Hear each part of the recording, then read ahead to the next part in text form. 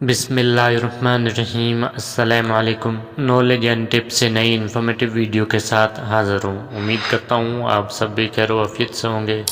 بہت زیادہ vitamin C کا استعمال آپ کی صحت کے لیے نقصان دہ ہو سکتا ہے۔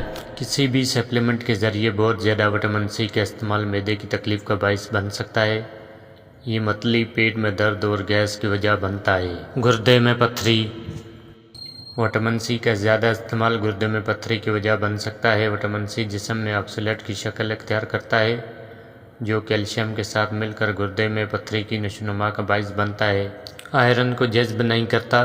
ماہرین کا کہنا ہے کہ وٹامن سی کی بھاری مقدار آئرن کے جذب کے عمل کو متاثر کرتی ہے جو ممکنہ طور پر آئرن کی کمی کا سبب بھی بن سکتا ہے۔